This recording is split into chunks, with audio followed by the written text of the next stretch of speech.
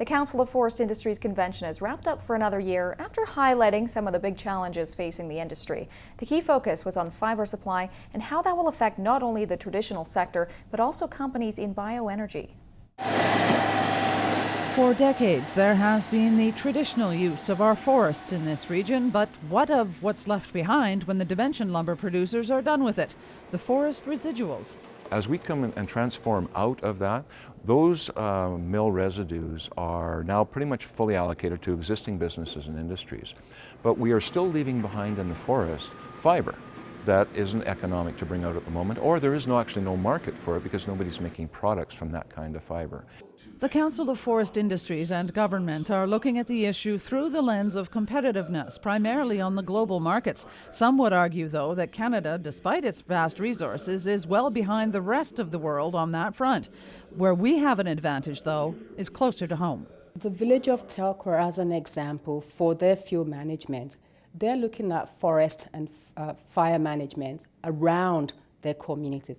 So they will be able to take fibre from within and around their community as part of their management, chip that and use that as their fuel source.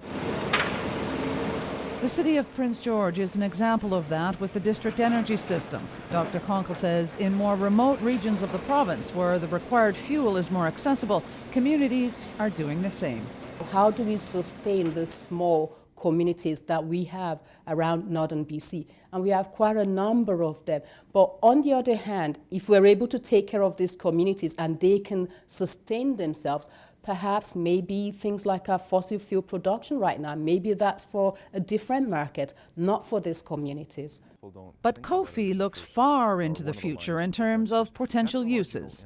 If we could take our plant material today, that forest we grow, that hay field, plant material we can grow on an annualized basis, on a sustainable basis, on the land base, has the same fundamental building blocks as oil. So we can become part of the solution of taking the products that we need as humans and the quality of life that we like, and we can start using sustainably grown materials to start producing those products.